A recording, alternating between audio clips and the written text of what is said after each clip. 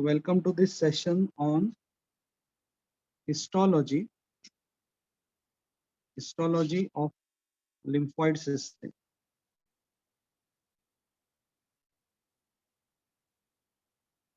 In the lymphoid system, there are, of course, lymphatics, lymph nodes. We normally classify primary lymphatic organs,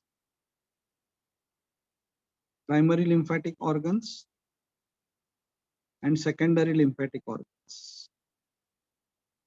The primary lymphatic organs, one is thymus, where the T cells mature, and the bone marrow,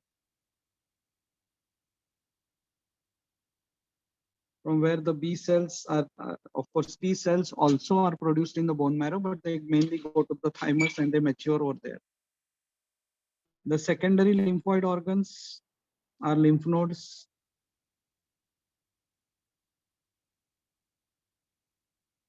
spleen, tonsil, and then we have this mucosa associated lymphoid tissue, gut associated lymphoid tissue. So let us talk about thymus first. Thymus is a primary lymphoid organ. Some characteristic about thymus you should be knowing, which is asked in the exam. First, it is primary lymphoid organs. It has no reticular fibers.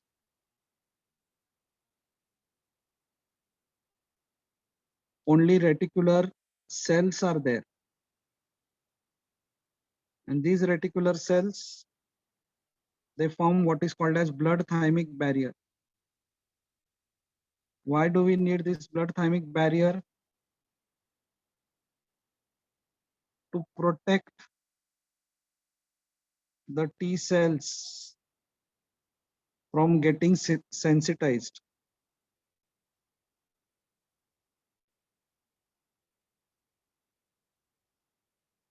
So many cells get sensitized, and all those sensitized cells, 95% cells produced in thymus, are killed.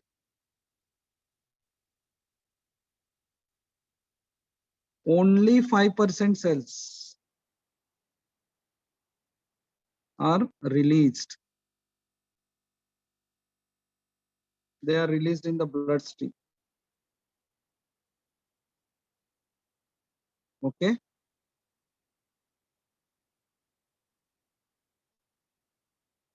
Then another thing, there are no lymphoid follicles in thymus.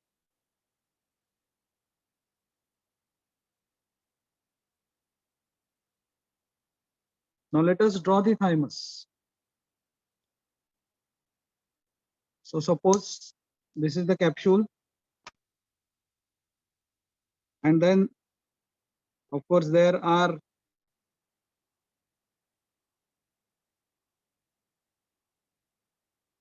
is cortex and medulla, and there are lobes.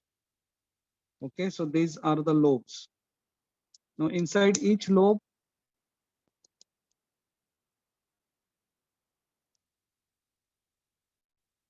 there are these developing T lymphocytes. Detailed picture we will draw by the side.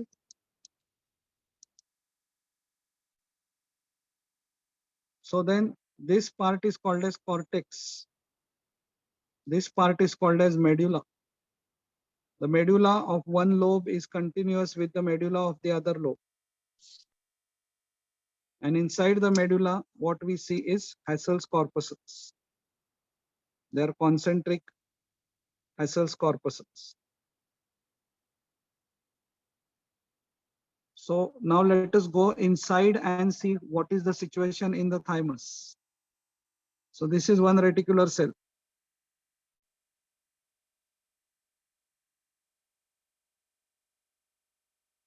It forms a tight junction with other reticular cell.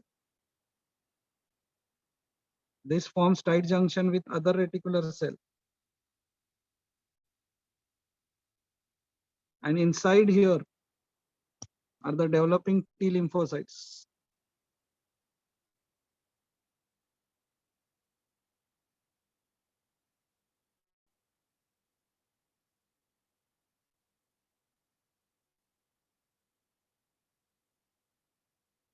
So these are the reticular cells. Okay, and outside here is the blood vessel. So this blood should not come in contact with the T lymphocyte. So therefore, the blood-brain barrier is formed by the wall of the capillary. Blood thymic barrier, sorry, blood thymic barrier is formed by wall of the capillary, the reticular cells. Okay, so this together forms the blood thymic barrier. Only when the T cell has matured properly, it is released in the blood. What are Hassel's corpuscles? Hassel's corpuscles are degenerated reticular cells.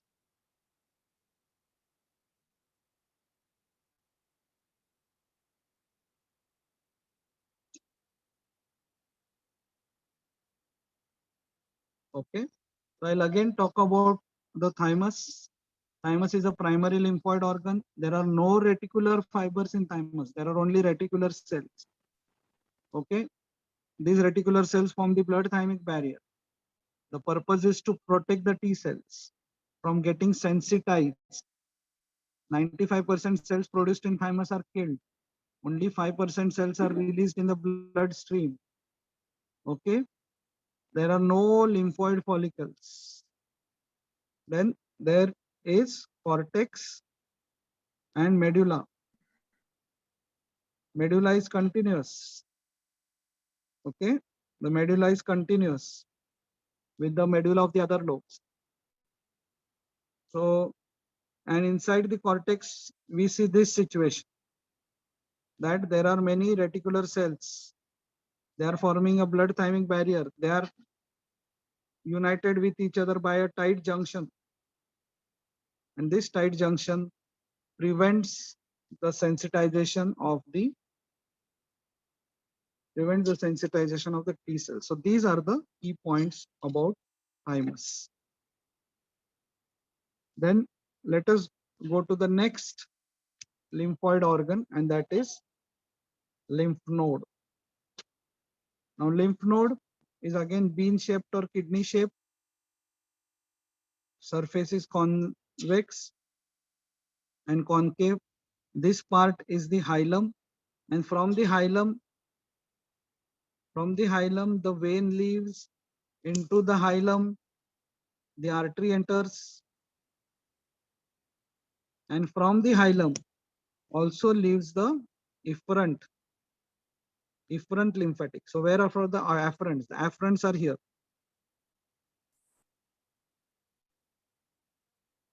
Okay, and here is a subcapsular sinus. So this is capsule. These are the afferent lymphatics.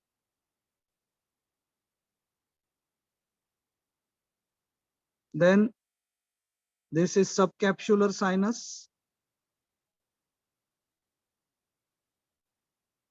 And here there is cortex and medulla.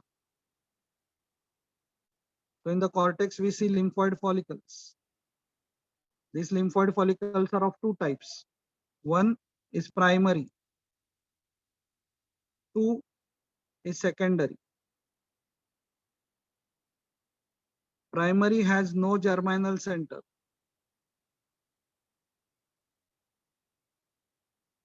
Secondary shows germinal center.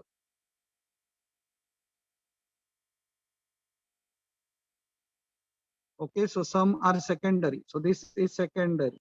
This is primary lymphoid follicle. This is secondary lymphoid follicle. Now, why this difference? So initially there is a primary follicle.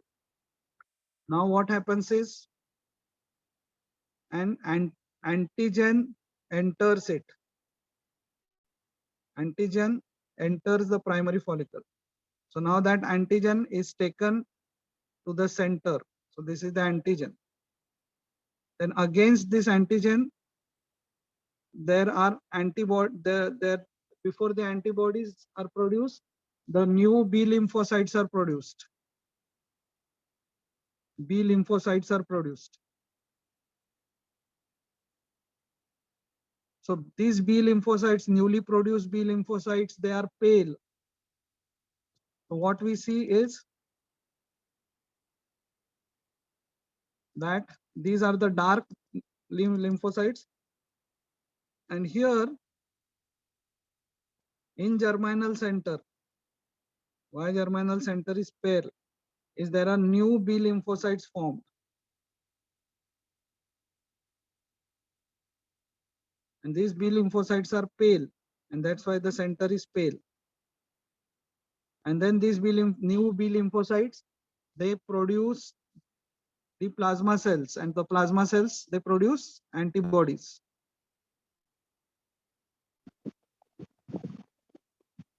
So you have to know the concept that secondary is the one where the new B lymphocytes are produced. So there is an antigen present inside the secondary. Primary is an uninfected follicle. Okay. So inside, so let us check the location of B and T lymphocytes in a lymph node. So B lymphocytes are present in the follicles. So B lymphocytes in follicles. And where are the T lymphocytes? So here, this region is called as paracortical zone. And inside this paracortical zone are T lymphocytes. So location of B lymphocytes is in the lymphoid follicles. So T lymphocytes, after they mature in thymus, they enter the paracortical zone, which lies around the cortex, but between cortex and medulla. And inside this paracortical zone, the T lymphocytes, they come from the thymus and they settle down here. Then is medulla. And in the medulla, what we see is medullary cords. The cells are forming cords like this. So what kind of cells are seen in the medulla? In the medulla, we see monocytes. We see macrophages.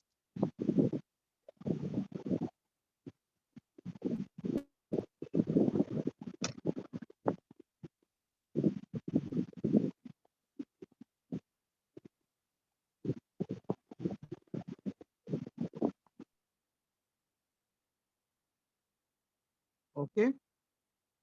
So location of B lymphocytes is in the follicles. Location of T lymphocytes is in the paracortical zone. So that's about the lymph node. The lymph node and the tonsil, they are similar,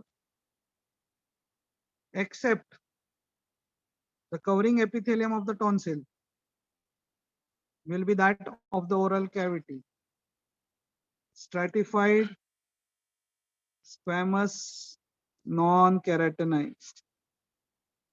So except one, epithelium, and except two, there are tonsillar crypts which are seen.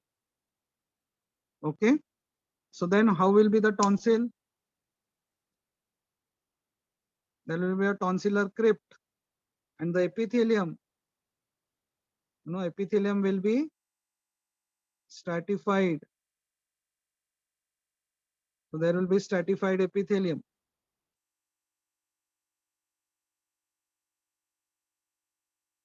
Otherwise, a tonsil and lymph node are almost similar. So except for two things, tonsillar crypts and stratified squamous non-keratinized epithelium. And here, then we also see the lymphoid follicles. So here also lymphoid follicles are seen. Normally, you can show the lymphoid cells even with hematoxylin pencils. They can be shown blue.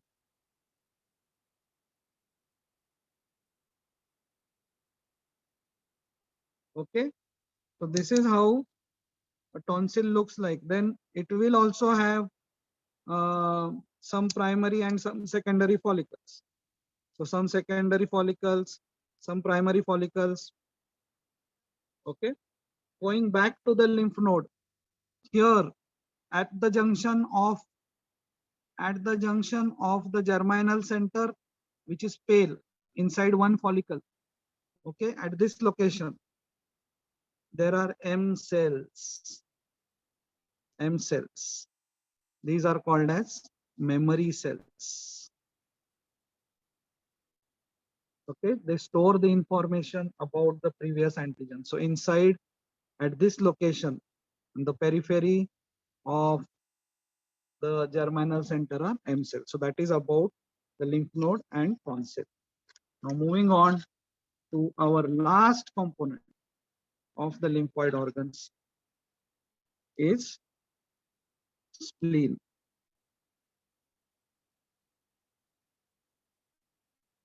Spleen is called as hemolymphoid organ. Okay. Now suppose this is the structure of the spleen, and I just take one example that there is a trabecula like this. Okay, a trabecula like this. So inside this trabecula is a branch of the splenic artery. So then it comes out. Moment it comes out, it gets surrounded. It gets surrounded by lymphocytes. It gets surrounded by T lymphocytes. And then it also gets surrounded by B lymphocytes. Gets surrounded by T lymphocytes and gets surrounded by B lymphocytes. So that means there are two components in this thing. The artery getting surrounded by the lymphoid follicle is called as white pulp. White pulp has two components, PALS and PWP. Okay, white pulp has two components, PALS, peri-arterial lymphatic sheet, which contains T lymphocytes. So T lymphocytes, when they mature from the thymus, they go to the paracortical region of the lymph nodes and they enter the peri-arterial lymphatic sheet of the spleen. And then there is PWP, peripheral white pulp.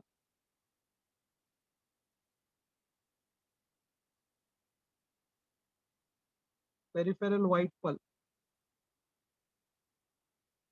which contains B lymphocytes. Okay. So inside the spleen, we see lymphoid follicles, the characteristic feature of the spleen, lymphoid follicles with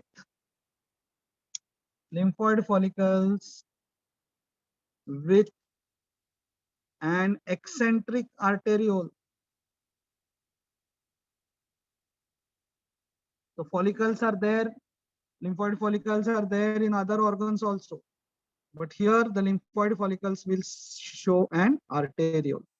This arteriole will be surrounded by lymphocytes. These lymphocytes form two layers. PALS, periarterial lymphatic sheet, which contains T lymphocytes, peripheral white pulp, which contains B lymphocytes. And together they form what is called as white pulp. Now this artery goes ahead and opens up into what is called as splenic sinusoids. The splenic sinusoids is made up of these elongated cells and reticular fibers. These elongated cells are called as stave cells. So there is gap. Okay. So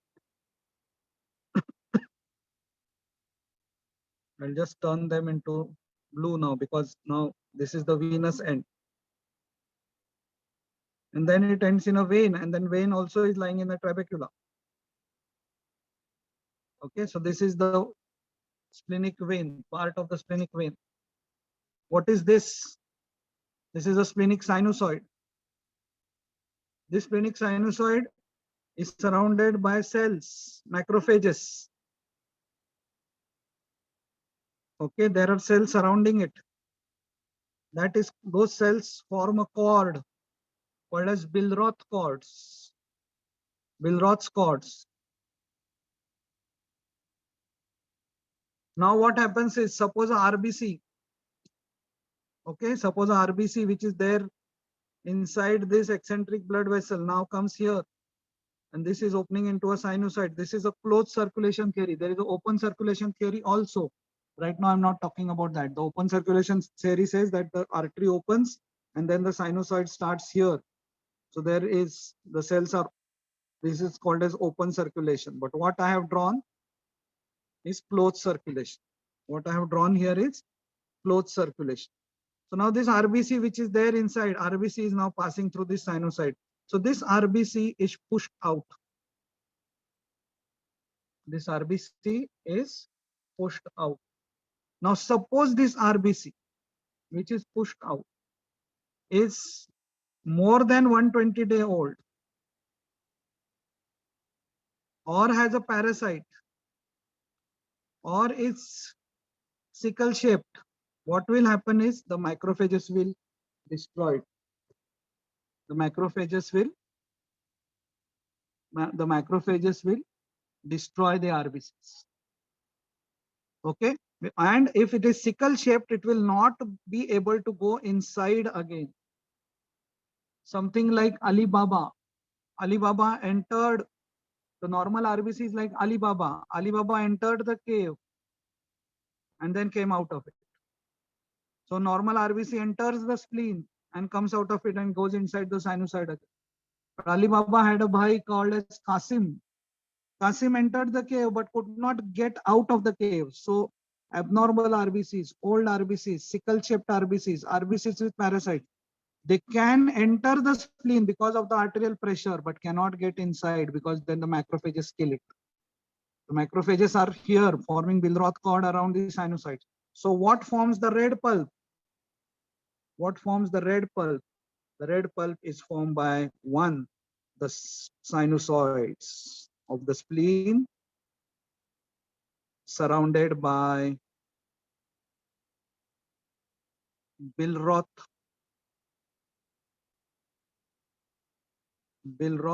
cords made up of monocytes and macrophages. Made up of monocytes and macrophages. So normally students in the exam, they say that this is the slide of the spleen and it has red pulp and white pulp. What is white pulp? White pulp is the it is made up of periarterial lymphatic sheet containing T lymphocytes, peripheral white pulp containing B lymphocytes, and there is an eccentric arteriole, not exactly at the center. So we call it eccentric arteriole. And what is the red pulp? This arteriole further opens into sinusoid. These sinusoids have reticular cells and have gaps, and they are surrounded by macrophages and monocytes with cords of cells, which are called as Billroth cords. So the red pulp of the spleen is made up of sinusoids of the spleen surrounded by Billroth cords, which is made up of monocytes and macrophages. So these are the details of the histology of the lymph.